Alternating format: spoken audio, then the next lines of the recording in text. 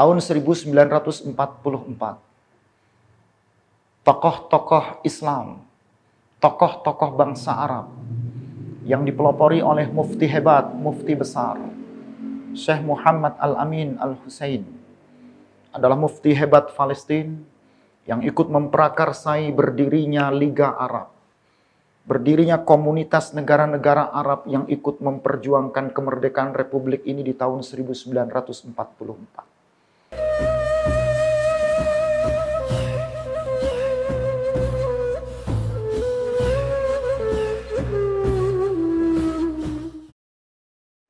Bismillahirrahmanirrahim. Assalamualaikum warahmatullahi wabarakatuh.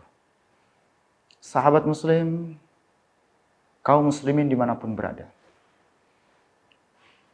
Mungkin teringat dalam hati kita, teringat dalam pikiran kita, detik-detik akhir di mana kaum muslimin, sahabat-sahabat seperjuangan kita dalam menegakkan kebenaran, berjuang untuk menegakkan kalimat-kalimat Allah di bumi Palestina.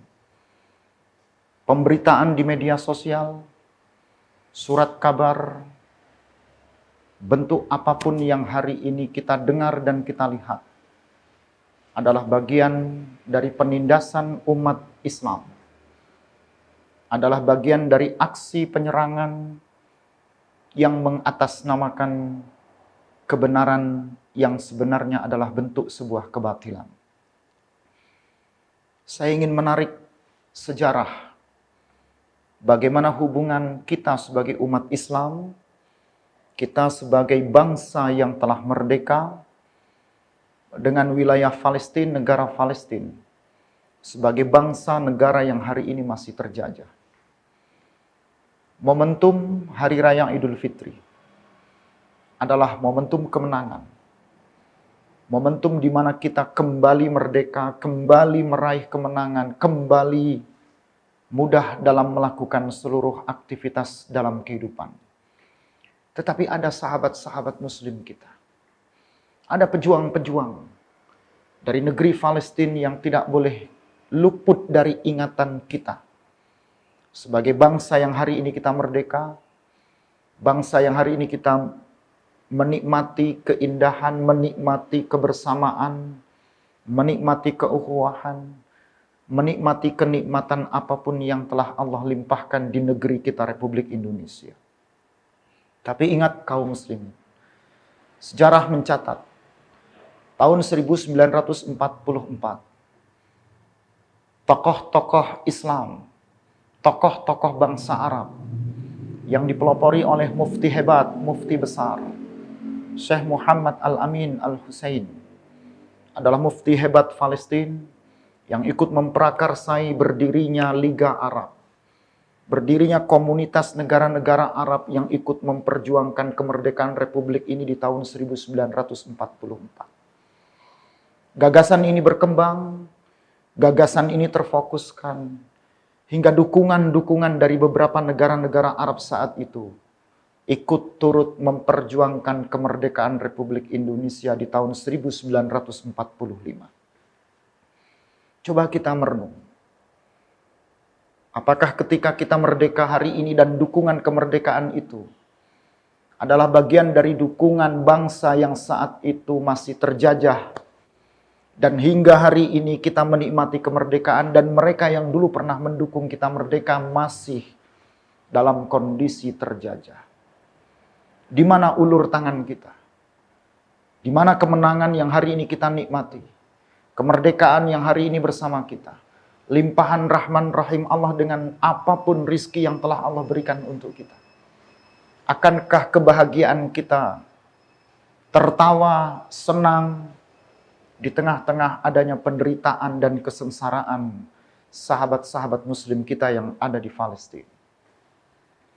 Coba kita merenung kondisi, situasi, dan yang tidak memungkinkan bagi kita untuk beranjak berjihad di jalan Allah, menegakkan kalimat Allah, untuk berangkat ke Palestina adalah tentunya bagian yang harus kita pikirkan. Apakah dengan uluran doa, Apakah dengan menyisihkan sebagian harta yang kita miliki? Apakah dengan motivasi-motivasi dukungan yang membangkitkan, menguatkan, memberdayakan, membangun solidaritas keumatan, semata-mata memperjuangkan masyarakat muslim di negeri yang hari ini terjajah, di negeri yang hari ini masih menjalankan sebuah konflik berkepanjangan, di negeri yang hari ini masih harus melangsungkan sebuah peperangan. Coba kita merenung apa yang dapat kita lakukan. Sejarah mencatat di zaman para wali kita mengenal ada Sunan Al-Quddus. Mengapa disebut dengan Sunan Quddus? Syekh Muhammad Ja'far As-Sadiq di tengah-tengah berdakwah di kota Jawa Tengah, tepatnya di kota Kudus. Dari mana asal muasal satu kota yang disebut dengan kota Kudus? Dari mana asal muasal? Ketika ada masjid besar, yang masjid itu disebut dengan Masjid Menara Kudus. Dari mana inspirasi? Ketika Kudus menjadi inspirasi gerakan yang saat itu menggerakkan dan lahir menjadi sebuah masjid, bahkan kotanya menjadi kota Kudus. Bahkan di beberapa sekitar wilayah itu ada perbukitan. Dan bukit itu tentunya menjadi sejarah bagi perbukitan yang ada di sekitar Al-Masjid Al-Aqsa, Al-Ardu Al-Muqaddasah, yaitu Palestina. Bila kita hubungkan antara Nusantara yang saat itu masih lebih dikenal akrab dengan nama sebelum kemerdekaan Republik yang kita kenal dengan Republik Indonesia, adalah catatan sejarah yang menguatkan dan mengikat kita sebagai sosok muslim. Kalau kemerdekaan Republik Indonesia ini adalah anugerah, pemberian, hibah yang Allah Subhanahu wa Ta'ala perjalankan untuk kita. Dan tentunya mengisi kemerdekaan ini tentunya tidak luput dari kepedulian kita melihat, memperhatikan, mengamati sahabat-sahabat muslim kita yang belum merdeka. Mungkin dengan untayan doa, mungkin dengan menyisihkan sebagian rizki yang kita miliki, mungkin dengan membangun ghirah, semangat, motivasi yang dapat membangkitkan semangat solidaritas keumatan, semata-mata memperjuangkan apa yang dikehendaki oleh Allah untuk kemuliaan keumatan yang bertauhid kepada Allah Subhanahu wa Ta'ala. Mari kita doakan, mari kita bantu, mari kita dukung, mari kita bangun solidaritas kebersamaan keumatan kita. Bukankah muslim, bukankah orang yang beriman, dia akan saling menguatkan antara satu mukmin dengan mukmin yang lainnya? Al-mu'minu lil mu'mini kal bunyani yashuddu ba'duhum ba'dha. Seorang mukmin dengan mukmin yang lain itu diibaratkan kal bunyan. Dia ibarat satu bangunan yang saling menguatkan, saling mengokohkan antara satu dan yang lainnya. Bukankah perumpamaan orang-orang yang beriman? Matalul mu'minina fi tarahumihim wa ta'atufihim wa tawaddihim. Orang-orang mukmin diumpamakan dalam hadis Rasulullah seperti dalam kebersamaan, saling menyayangi, saling mengasihi, saling menyempurnakan rasa kasih dan sayang itu. Kamathali al-jasad, itu diibaratkan seperti satu tubuh. Idastaka minhu udwun tada'a sa'iral jasadi kulluh. Apabila ada satu tubuh yang sakit, maka anggota tubuh yang lainnya pun akan merasa berada pada kesakitan. Di saat kaum muslimin kita yang ada di Palestina berada dalam penderitaan, berada dalam kesakitan, berada dalam perjuangan untuk memperoleh sebuah kebenaran, maka tidak luput semua itu adalah bagian dari tugas kita, khususnya masyarakat dan bangsa Republik Indonesia ini. Dalam hal ini, saya mendukung, saya menghimbau, kami mengajak seluruh elemen masyarakat apapun, dari sekian banyak level masyarakat Indonesia yang masih menggunakan nalar sehatnya. Mari kita pedulikan apa yang kita miliki. Mari kita pedulikan apa yang ada dalam hidup kita. Apa yang ada dan bagian dari kita.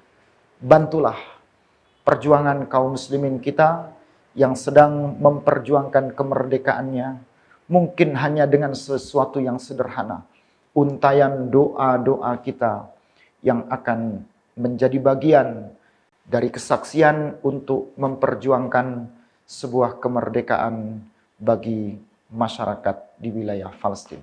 Mudah-mudahan Allah memberkahi, Allah mendatangkan rahman rahimnya untuk kita, Allah menurunkan kasih sayangnya untuk kita semua, sehingga apapun yang menjadi baldatun tayyibatun, negeri yang baik, negeri yang penuh di dalamnya selalu menanamkan kebaikan, akan Allah tumpahkan rahman rahimnya untuk mereka yang selalu menebar kebaikan. Mari kita dukung, mari kita upayakan, mari kita selamatkan, sekalipun dengan sesuatu yang sederhana, sesuatu yang paling simpel, karena itu adalah bagian dari totalitas kita untuk membangun solidaritas antar umat yang beriman kepada Allah. Mudah-mudahan ini memberi dan menggugah kita semua. Akhirul kalam, wassalamualaikum warahmatullahi wabarakatuh.